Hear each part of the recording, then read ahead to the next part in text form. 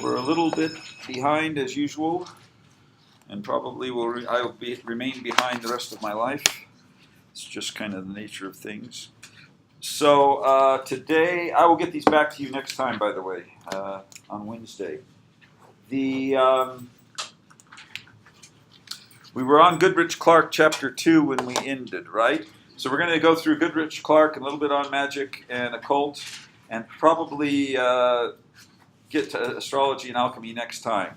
Or maybe put it off a little bit, because on Wednesday we definitely want to introduce Hermeticism, even if we're behind. So we'll, wherever we stop, we'll do Hermeticism Wednesday. And then theurgy is kind of a short topic anyway. And so we'll be able to catch up on Monday on topic 9. So you should start reading the Solomon book, the Corpus Hermeticorum. You might want to start a little ahead of time, because it's a longer reading than some of them. Okay? Any questions on that?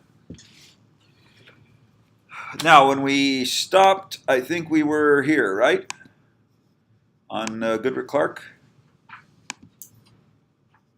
We talked about how the Renaissance became in addition to all the other things that were going on in the Renaissance, we talked about how it became a center of esoteric learning, focusing on the Medici family and the Platonic Academy in Florence, although there were other places, and it was going on lots of other places. And specifically, we talked about how the Corpus Hermeticum was translated by Ficino before Plato, because they thought it was kind of pre-Platonic thought in that way. Okay? Everybody remember that? The other guy that Goodrich Clark talks about is Pico della Mirandola. And he was another esoteric scholar. All of these guys were brilliant guys. We call them Renaissance men sometimes. Renaissance man means a guy who's mastered multiple disciplines. And the reality of it was that in the Renaissance, there were so few books that you could, in fact, read all the books in one lifetime. I mean, there's only a few thousand you had to read. Nowadays, of course, you can't master physics. You're, one little strip of physics is your specialty, because the disciplines are becoming more and more technical. But back then, you could really master most of the knowledge, because there wasn't much knowledge to know. And Pico was particularly, just as Ficino and the Platonic Academy were interested in rediscovering lost Greek learning, which included the Hermeticum. Pico was interested in resurrecting lost Hebrew learning. And this was another facet of the Renaissance that we tend to ignore. That is the revival of Greek and Roman classics, which certainly was, but it's also the revival of Hebrew classics in a sense. Okay?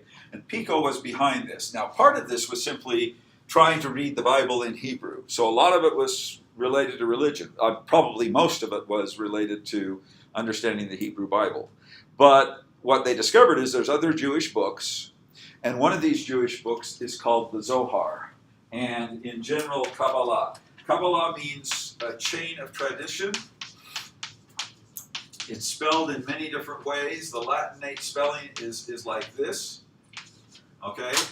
This is kind of the contemporary general spelling, but its technical Hebrew spelling is with a Q.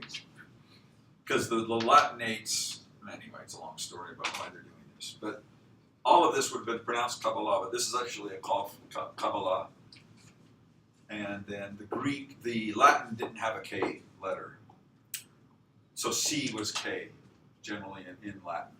It's shifting into S and Ch, but it originally was K. Anyway, what we've got then is Kabbalah is Jewish esoteric tradition.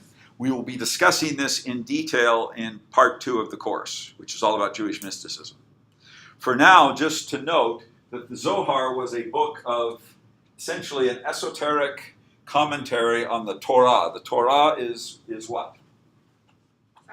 Sometimes it refers to the whole Bible, but generally, more technically, it is the 5 books of Moses. Okay, which Torah means the law. So Pico studies this and begins to see Christianity in it. Okay, And just as they studied the Corpus Hermeticorum and saw Plato and some Christianity in there as well, when you start reading through the Corpus Hermeticorum, you'll see them talking about the Son of God and the Word and all, creation, all the stuff that, at least you could interpret as being related to Christianity, or at least Christianity as they understood it. Okay? So Hebrew learning, Hebrew esoteric learning, Greek esoteric learning combined together in the Renaissance and formed this new esoteric explosion in the West. What you're getting then is an assumption that the Hermeticism, which is Neoplatonic mysticism, Neoplatonism, magic, Kabbalah, and Christianity are all harmonious in one way or another. Now, that's not to say there's no differences, but that's the assumption. Okay? Now, as they're doing this, as they're kind of making this worldview, and this worldview doesn't last past the mid-17th century very well. It breaks down for a number of reasons. But we'll discuss that later. But this worldview had three problems with it. Number one is they misunderstood the texts they were reading.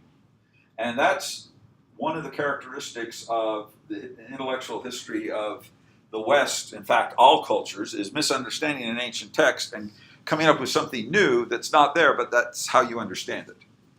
We do that in Sunday school lessons all the time, right? Miscontextualizing an ancient text, that is putting it in the wrong place, the wrong cultural milieu, like saying that Hermetic texts have Christian ideas in them or antedate Christianity.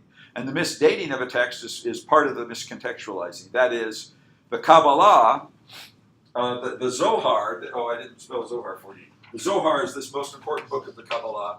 It was written around 1300 AD in Spain, but it professes to be the 1st and 2nd century AD interpretation of a particular rabbi of the Bible. So it professes to be a very ancient, time of Christ, esoteric commentary on the Bible. It's actually 1300 years later.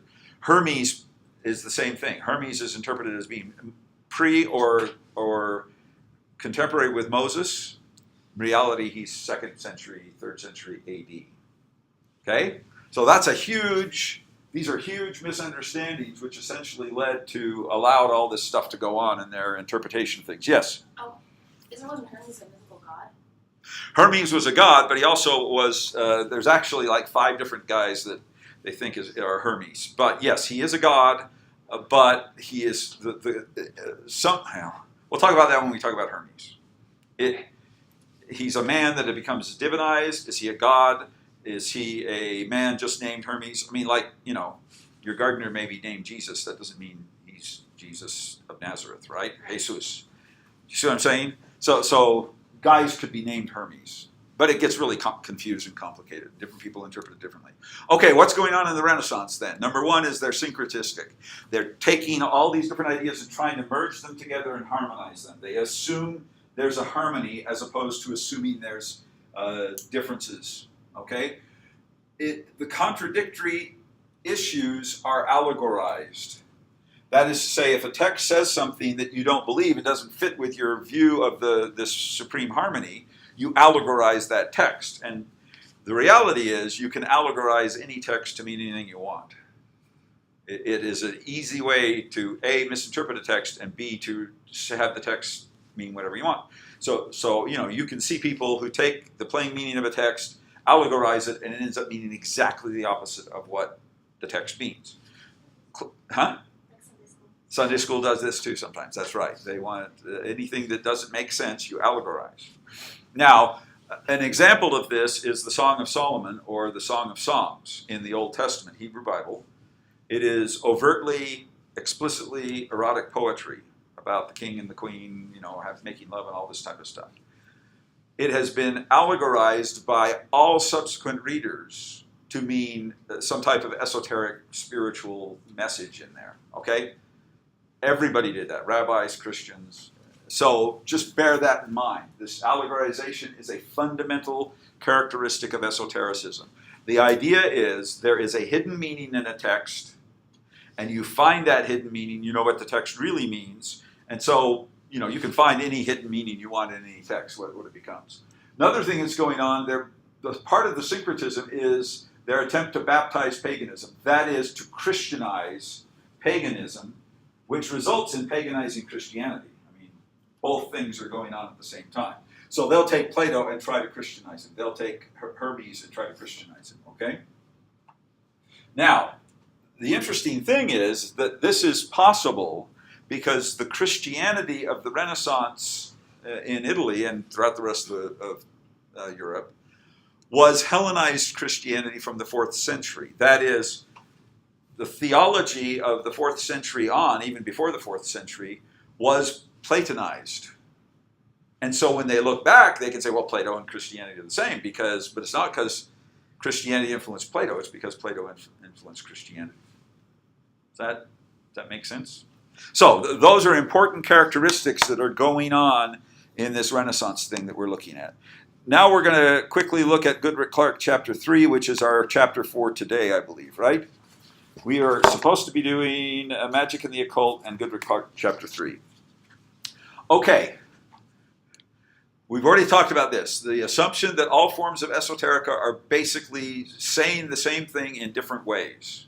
So there is an interconnectedness between all of these different disciplines, and they get synthesized in the Renaissance and in the 16th century Renaissance. Now, one of these things is related to astrology, which we'll be discussing in depth in a few minutes. But basically the idea there is that the world is geocentric. That's a fundamental concept of astrology. I once met with this astrologer guy who, was a modern guy, contemporary guy, and he believed strongly in astrology, and he was like a practicing astrologer. He did horoscopes. He had, did all this stuff. And I asked him, well, all of classical astrology is based on the assumption that there's a geocentric universe, and the planetary influences can come down because the Earth's at the center, and the influences come down like the sun comes down, and that influences the Earth. But, heliocentrically, that doesn't make sense because, there's no relation like that. And he had never thought of that. Just never occurred to him that that was the basis of astrology. He believed that astrology worked. So anyway, geocentricity is key to this, and astrology starts to collapse when heliocentricity comes in. But in the 15th, 16th century, that was before heliocentric. You know what I mean by that, right? Earth around the sun or sun around the Earth, and so forth. So what the idea was, the reality is that in Roman terms, the gods are planets. All of our planets are god names, right? Mercury, Venus, Jupiter, etc., etc. They're all Roman gods. The Roman assumption is not just we're allegorically naming these planets after the gods. They are the gods. They're up there in heaven. You can see Jupiter's shining light because he crosses across the heavens. All that type of stuff. Okay? So when the gods influence the world, that's the planet influencing the world. Now what happens is that gets stripped off as paganism dies, and you end up with the planets becoming essentially spirits or powers or forces, or they call them sometimes intellects. So the idea was there is still a Jupiter, a planet, and that Jupiter is maybe a conscious being, or maybe just a principle of whatever, okay? And that's how it gets carried into the esoteric revival of the Renaissance. Now, angels and these planetary beings start to get connected together. So the archaic Christian idea was that Zeus was a demon who deceived people into worshiping him and worshiping idols. The esoteric Renaissance idea was that Zeus was an intellect, kind of like an angel. And so the invocation of these angels, the invocation of these spirits, Jupiter could be a Christianized magical force in these Christian schemes. Does that make sense to you, what I'm saying there? Now, he mentions a couple of guys. The first one is Reuchlin. He is a German fellow, and he is Christian Kabbalah. He picks up from Pico. There's other guys involved in this, right? These are just kind of the major figures. He picks up from Pico the idea of Kabbalah. He reads through some of this and he Christianizes it. That is, he reads it as a Christian, an esoteric Christian text that you can get out of it that is compatible with Christianity. It is the secret meaning behind the Hebrew Bible, and the Christians already believe the secret meaning behind the Hebrew Bible was Christianity, right? So when you see the esoteric Kabbalistic secret meaning behind the Bible, it's Christianity too. That makes sense. So what you end up then is the idea that Kabbalah proves Christianity, and it also is the idea of the power of Hebrew names. Now, the supreme power of a Hebrew name is the name of God, and we'll discuss that in just a second. But you can also call upon angels, and so the idea that angels are beings that you can invoke, that is, call upon them, call upon their names, and then gain from them some type of spiritual power, is intimately connected into Kabbalah, and it passes into Christianity in this way. Now, Dionysius the Pseudo-Areopagite already brought that idea into Christianity around 500 AD, and we'll discuss him later. But that's an important thing. Specifically, it is knowing the secret names of God and the secret names of angels. Now, God has many different names. There are many different angels with lots of different names. And the question is, can you invoke demonic evil powers in the same way? So, you call upon God. This is called invocation. Invocation means calling upon a name. So this is, you find it in the Bible, calling upon the name of the Lord, praying in the name of Jesus. This is invocation. What these guys did was said, okay, we invoke God's name whenever we pray. But if we know God's secret name, we can invoke him in a better, different way with more power, more results, etc., etc. And angels have names, and you can invoke them. For example, can you call upon Gabriel? See, invoking is a little bit different than praying to, but can Gabriel come to you? What about Raziel? What about Samael? What about Uriel? I mean, there's all these different angel names that are found in Kabbalistic writings. Can you call upon them? Can you invoke them? Will they teach you, some esoteric lore or something? Well, lots of ancient texts said yes. And these ancient texts are associated with major biblical figures like Enoch, books of Enoch, and also Solomon's, what's it called? There's a book of Solomon in which he describes how he he got a secret seal from the angel Michael, and he learned the names of all the demons, and he could call upon the demons, bind them, and made them help build the temple, and then bound them in these jars and sealed them shut. This is the old genie in a jar idea from the Middle Ages. So that Solomonic book is demon magic. If you have the right power and you do it righteously, you can call demons and invoke them and so forth. Okay? Now, the difference between good magic and bad magic is, A, do you call upon good spirits or not? Some people say calling upon demons is evil magic no matter what. And B, what are you calling them for? If you call these angels to do nice things, like teach you some principle, that's okay. If you call upon the demons and force them to do nice things, that's okay. It's when you call upon the demons and force them and ask them to do evil things that it's black magic. That's how it became conceptualized.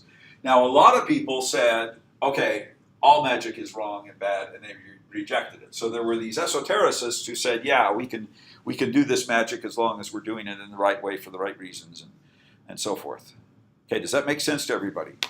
How long have they been saying that it would be bad? Well, this goes back to Roman times, as we'll see in a minute. Maleficium means doing evil in Latin. And we're going to talk about this in just a minute. Maleficium was illegal in Roman times, and you could be executed for doing maleficium. That is cursing someone or calling the evil spirit upon them. Male is Latin, is evil. Maleficium is doing evil. Okay? So everybody knew there was bad magic or magic used for bad purposes. You could do a magic spell to heal. You could do a magic spell to curse and cause sickness. But how long was it? Were there groups of people who said all magic was bad? Was that? I mean, That would go back to Roman times too. Oh. Lots of people rejected it in Roman times. Most people didn't, though. As Christianity comes on the scene, it gets more and more rejected. Not necessarily so much because it's viewed as bad, but because it is paganism. It's survival of pagan practices, so you just don't do them.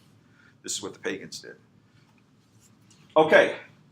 Let me raise the issue. There's a handout up on the blog, which you can take a look at. We're not going to go through the whole thing, but it goes through the sacred name of Jehovah, which is a hugely powerful name in evocation magic. Now, the problem is, the Bible says, "Thou shalt not take the name of the Lord thy God in vain." That is Yahweh your God.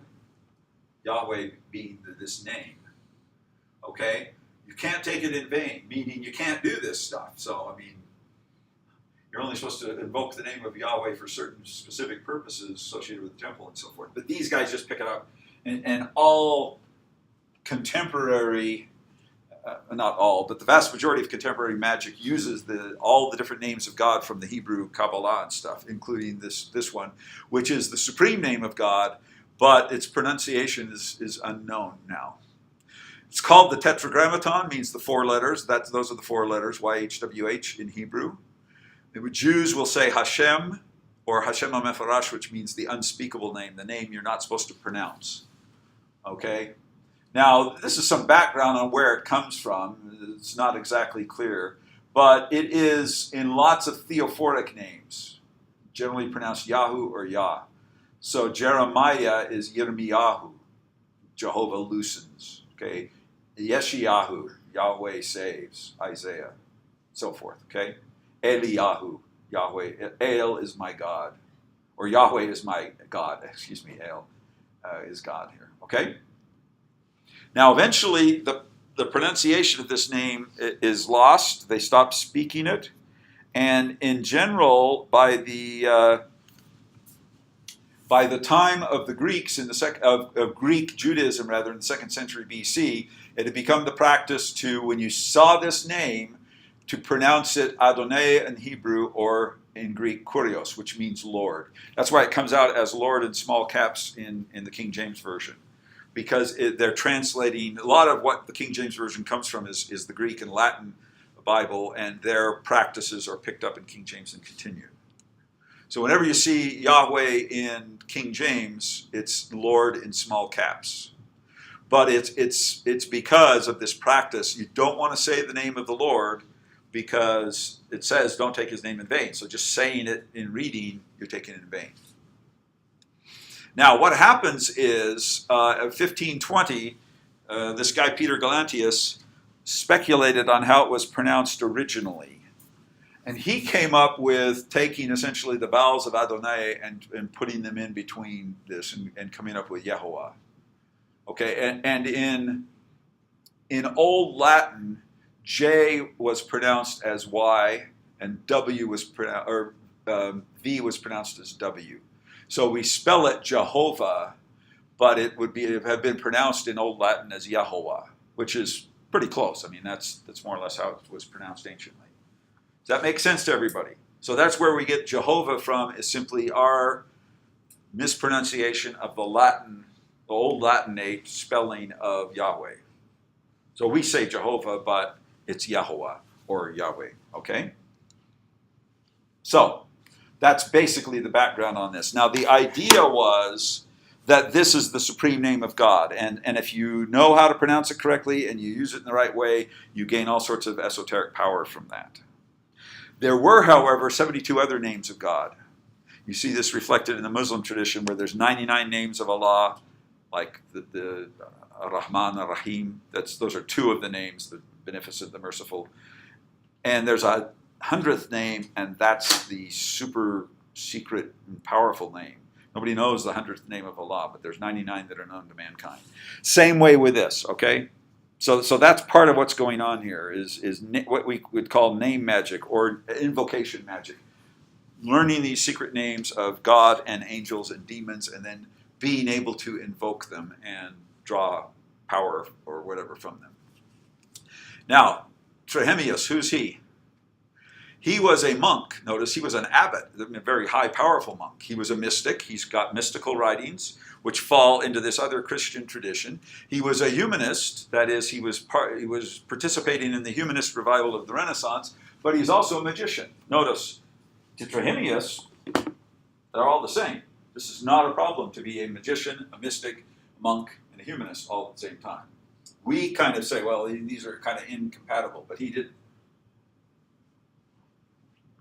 Now, some of his other monks, however, did think this was bad, and they got mad at him for writing this stuff. So there was a big debate among the monks and among the Christians as to what's going on with this stuff. But we need to understand many of the magical books from the Middle Ages were written by monks. In fact, most of them were, because they're the ones who knew how to write. So these monks were into this stuff in the monasteries. It gets pretty boring copying the Psalms over and over and over again, so you start to get a little wild and copy a magic book, right? He wrote this one book, Steganographia, which is essentially about secret writing. Notice it was a private book. It's not published till 100 years after his death. Most of these magical books are private books meant only for your friends and your inner circle of secret guys. That's true of almost all of these books. The Zohar, Isaac Luria's writings, you just go down the list. These are not public books meant to be read by everybody, like your modern New Age occult bookstore. No. Those who know don't say, those who say don't know. And so, it eventually gets published, but basically it's about codes, it's about using ciphers, it's about using other scripts, it's about also giving an angel a message and telling him to take it to another monk in another monastery far away and give him that message, okay? So there's all sorts of stuff that goes on here. Some of it is about just ordinary human codes. He didn't see the distinction between that stuff. He also wrote this other book on the second seven, which means the seven intelligences after God. God is the first one, but there are 7 seconds after God. And these are the 7 planets. He calls them intelligences, that is, minds. Remember, if God is pure mind, then a planet would be a mind. He viewed them as angels, but they happen to be just the same as the pagan gods. So then the question becomes, are the pagan gods angels or demons? Or, like a lot of people were saying, they're purely imaginary and don't exist. What is it? So this is a big debate in esoteric circles. Last guy is Agrippa. He wrote this De Occulta Philosophia, which means on the secret philosophy. It doesn't mean occult. We use the term occult to mean, like magic and secret things like that. All it means is secret. Okay, and it comes to mean the secret esoteric knowledge. So you could also say the esoteric philosophy. That'd be another way to translate that. So notice, he believes it's a philosophy. It's not magic. It's just like, any other philosophy. Basically, what he did was synthesize all these different strains that are going on into a single book, which becomes the major source for people, dabbling in this later. He believes there's 3 types of magic. One is natural magic, which we would call like medicine. Like you take a certain plant and eat it, and it removes your diarrhea. That's magic. That is, there's a quality in plants that will cause changes in the human body, and those are magical phenomena. We call it medicine. There are spiritual magic. This is dealing with angels and demons. That is, spiritual beings who can have influence on things, and you can invoke them and make them do things. And this is book 1, book 2, and book 3 is celestial magic. This is like astronomical, astrological magic. All of these are interrelated together. Okay? Then there's John Dee. He's the other great synthesizer. The difference between John Dee and Agrippa is Dee was secret about it. Agrippa published this big book about it. John Dee was a magician. He was also the court astrologer to Elizabeth during the time of Shakespeare. Astrology was really big in the 16th century in England. You remember the famous line from Shakespeare in Hamlet, where Hamlet says, "The fault, Horatio, is not in our stars, but in ourselves." That is, he's rejecting astrology, that the stars caused these bad things to happen. The fault is in ourselves. We're doing it ourselves. That's a rejection of astrology, but still, I mean, it's an astrological issue there, right? So not everybody liked this, but Elizabeth, had all sorts of court days and then decisions predicted by what's a favorable day to do this. He had all sorts of documents associated with him, but they were never published. And what happened was when he died, his estate was broken up and people got furniture and stuff. And he had this desk that he used that he stuck his secret magic books inside, like hidden cabinets in this desk. Well, his son got this and just used it as a desk, and then he sold it to a used guy, a furniture guy. He sold it to somebody else, and the other guy was kind of repairing it or something and found all these books. And they were published like 100 and something years after John Dee. Okay? And in this, he has a guy named Edward Kelly who is his scryer or his medium. What's a scryer? Crystal gazer. Yeah, it's kind of a crystal gazer, but it's anybody who sees, we would say clairvoyant or something like that, but he can see things that ordinary people can't see. And they had several different crystal balls. One of them is really cool. I've seen it in the British Museum. They have a cabinet in the British Museum with all of John Dee's magical stuff that survives. It all is, little... and one of them is an Aztec priest's obsidian mirror that they used to scry in Aztec. Somehow he got a hold of this, and they would use that for some of their scrying as well. Anyway, Edward Kelly would sit there, and he would kind of go into a trance in scrying in this ball, and then John Dee would ask questions, and the angels would respond through Kelly. John Dee, as far as we can tell, never claims to have had a vision or saw an angel or anything. It's all Kelly telling him this stuff, and they wrote it all down in of their angelic invocations, and they came in what's called the Enochian language. They claimed the angels were speaking to them in the language of Enoch, which is the language of the angels, and they had all this weird script, and they wrote stuff down, and a lot of it you can't read because it's all in this Enochian stuff, okay?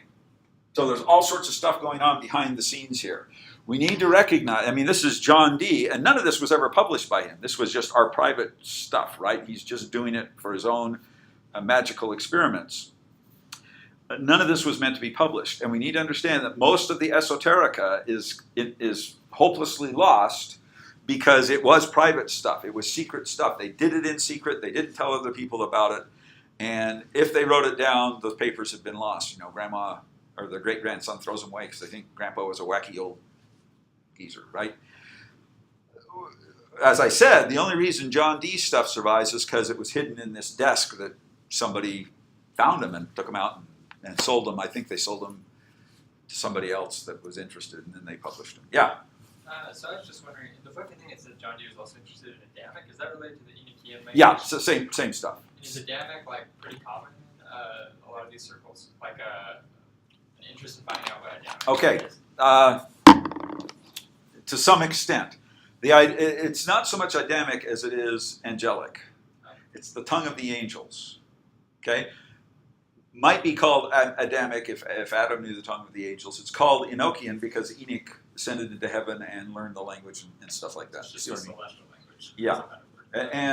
But it is, that's one aspect of it. The other aspect is the search for the original language, the belief that there was an original language from which all other language derived at the Tower of Babel, and that original language is pure, unadulterated language which can communicate perfectly, and it's a celestial language. So there is the search for the original language, which would also be called Adamic. So there's two aspects to that. Does that make sense? Yeah. Yeah. I was also wondering, so I've seen the Book of Enoch sometimes in stores and stuff. Is that related to this? Like, where's the Book of Enoch come from? We'll talk about that later when we get to Jewish mysticism. Okay. We'll get into Enoch stuff. Are people still using that angel? Oh yeah, you can go to, there's a occult publisher called Llewellyn. Let's see, it's Llewellyn, I think like that. I think it's spelled like that, some Welsh name. But at any rate, they've published all of this stuff, and they have like little books of Enochian language and books of Enochian magic, and basically they've taken and systematized all John Dee stuff, and they'll go off and copy it. So if you want to know, I mean, there's book. Just look up Enochian magic on Amazon, and some of these books will pop up. And they're basically New Age misunderstandings of what John Dee was doing. The New Age guys continue in the esoteric tradition of always misunderstanding what the previous books are all about, right? I mean, they just completely get them wrong. They always do. But, you know, it's a living tradition. They're still doing Enoch magic, copying Dee, or at least as they misunderstand what Dee was doing. Okay. Anything else on that stuff? All right, we need to now do magic and the occult.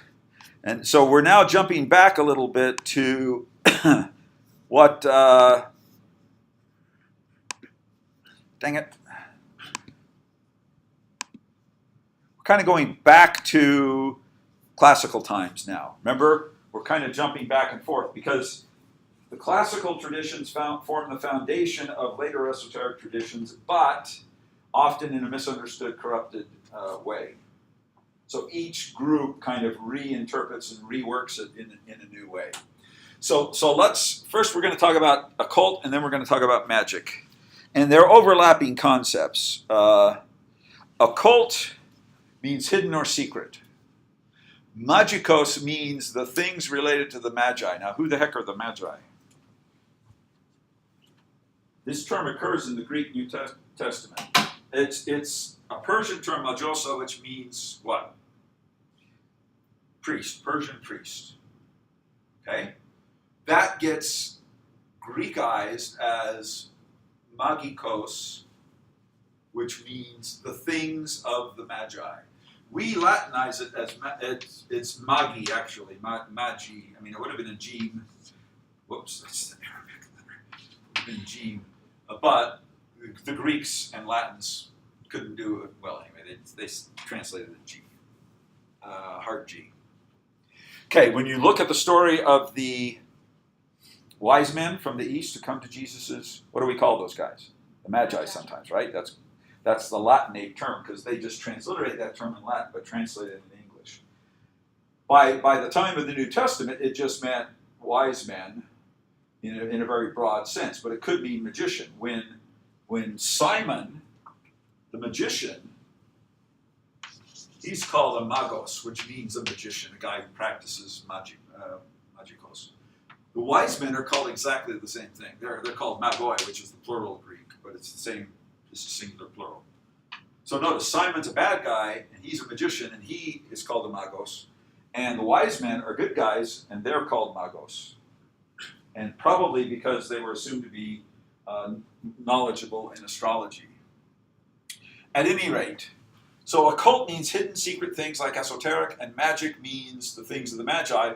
But what it really comes to mean is the ability to manipulate nature through spirit, through natural phenomenon. I mean, it's essentially spiritual power. Now, spiritual power resided sometimes in people, like an individual might have a spiritual power, sometimes in institutions, like a temple institution, and then sometimes in practices, like magical or priestly practices. These categories get mixed, that is, priestly magic or priestly practice and magic gets mixed by the Neoplatonists into what we call theurgy, which we'll talk about in another time or two.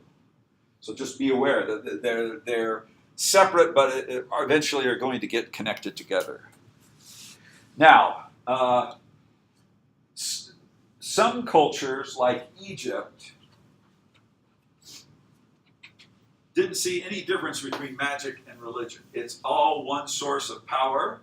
They call it Heka, and it just means power. And the Chinese would view it the same way. They call it Qi, means force or power, like the force, exactly like the force in Star Wars, which is, a Taoist, little bit of New Age Taoism behind the Star Wars thing. So this is force or power. Now you can obtain that power in lots of different ways. You can do it through priestly ritual, through sacrifice, through incantations, through herbs, through potions that you drink, all sorts of ways. But there is a natural power. Now, in the Bible, there's a clear distinction between what the Israelites do and what the prophets do and what the non-Israelites do, which is called magic. Okay, I can't remember what the Hebrew term is, but there's a Hebrew term for magic, and it is always what the other guys do. The Egyptian priests, when Moses creates turns the staff to a serpent, he's doing that by the power of God. The Egyptian priests can imitate that, but they do it by the power of magic. You see the difference? So there's a clear distinction in both New Testament and the Bible between magic and authentic divine spiritual power. That distinction gets blurred by the esotericists, but is pretty distinct in the New Testament. Basically, what the Canaanites do is evil magic. What the Israelites do is good, real spiritual power. Okay?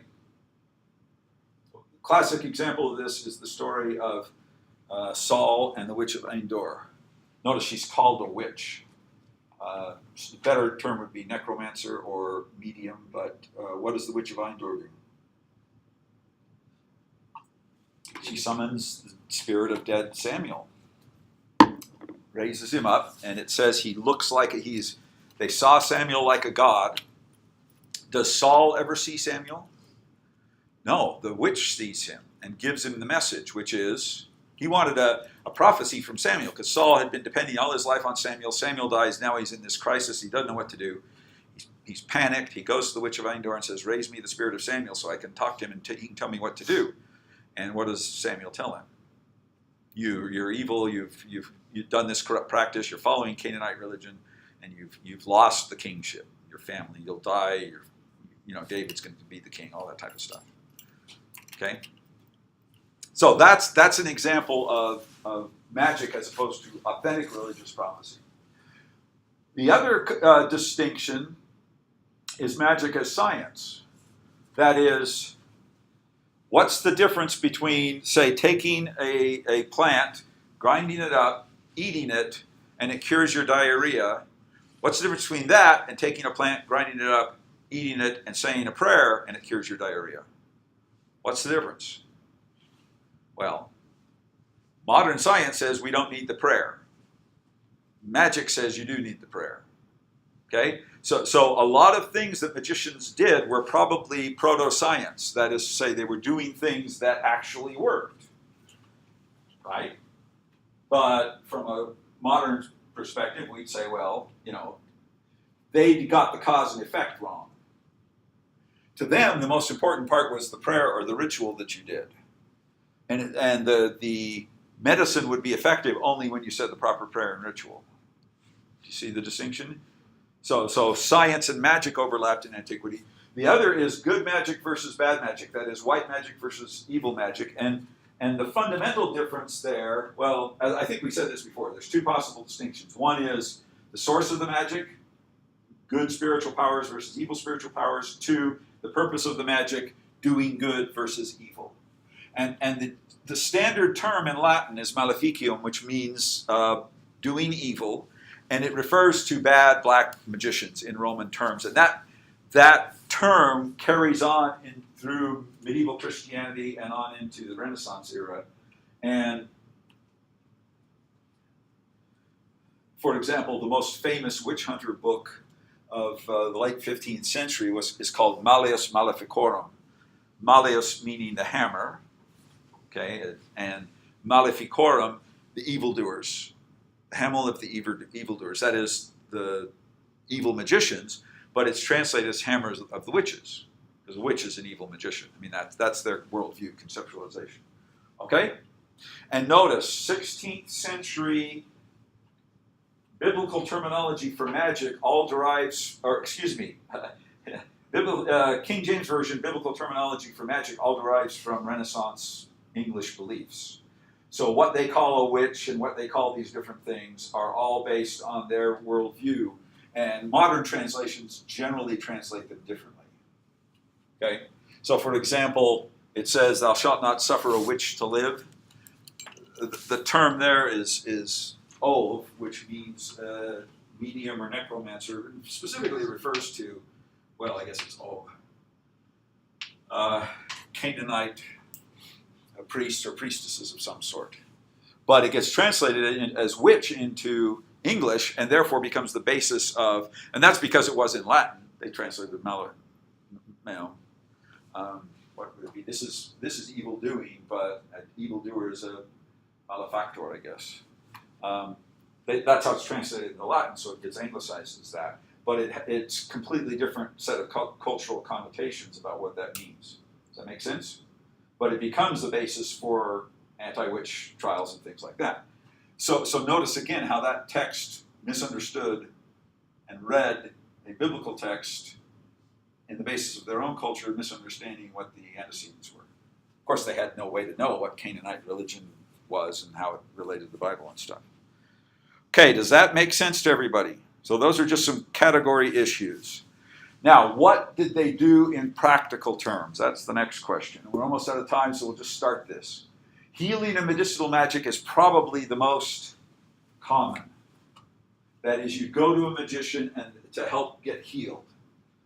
And the difference between a magician and a doctor was often vague. Now, in classical Greek and Roman science, there was high medicine represented by Galen, and then there's low medicine represented by the magicians. They overlapped, but basically Galen, he's the most famous compiler of classical medical knowledge. He basically poo-poos all the magic stuff. It's silly, and he's more or less what we would call scientific medicine. But the distinction is often vague. So the magician can heal you. Notice the magicians can do these things and then do the opposite too. So they can heal you, but they can make you sick, right? And this is part of the cursing aspect of magicians. Another thing they do is protection. That is, they will say a spell, there's all sorts of different protection spells, and then there's cursing spells. And these things could protect you from, say, scorpion bite or sickness or bad luck or anything. And they could bring that upon you, the cursing spell. So we'll talk about the cursing next time, but just note that there are protection issues. We call this prophylactic magic sometimes. Amulets are little, discs or little scrolls that they would write magic spells on. You wear them around your neck. The Christian cross is an amulet in that sense, right? And it's a protection amulet. You wear the cross, power of God protects you. Amulets were viewed in exactly the same way. When I was in Egypt once, I hired this taxi guy to take me over to, I had my kids with me. They were like 8 years old then.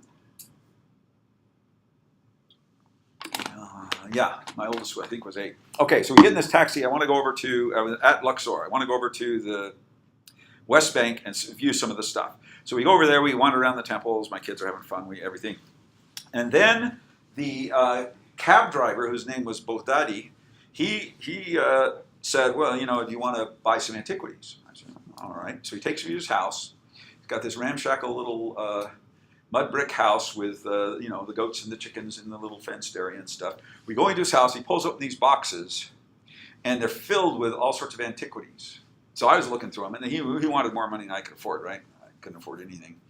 But I saw these Coptic magic amulets that were worn around the chest, and I was looking through these, and I could tell what language they were sometimes.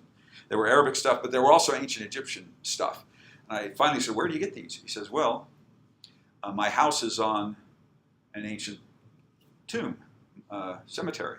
I said, oh, cool. And he says, yeah, well, you want to see it? Come on down. So we went out in his chicken yard, or goat yard, brushed away some straw, he pulled up this trapdoor thing. We climbed down this rickety old ladder, and there was this big honeycomb of tombs, and there were mummies lying there and busted bones. And I picked up some mummy wrappings. He said, oh, yeah, you can have that. So, we were wandering through this old tomb, and he said, yeah, we just go down here, and they've got all sorts of stuff in here. We just take them out and sell them to the tourists. So it was just amazing and astonishing. But there was tons of these magic things. They're very, very common. Common archaeological remain. A lot of them are gemstones that you carve with magical symbols on them that protect you. Okay, and the different magic stones have different forms of protection in them. Okay. By the way, I went back there another time and tried to find him, and the government had kicked him out and taken over the tombs. So he got caught eventually. Not by me though. I didn't turn him in. Anyway. A little bit more on magic, and then we move on to the next topic, which I think is going to be Hermeticism next time, right? Yeah, see, we're behind, but we'll do Hermeticism no matter what. So read that material for next time.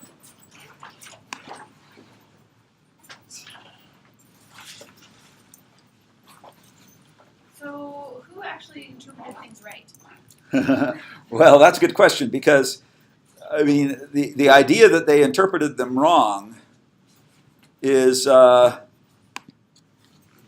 based on the assumption that we have interpreted them right. So scholars. Yes, modern scholars. Okay. If modern scholars have misunderstood it, then you know what I mean. We might just be a different form of misunderstanding. Right, yeah. So, but based on assuming modern scholarly interpretations of Plato are right, then the Neoplatonists got him wrong, and so did the Hermeticists and so forth. Okay. Okay.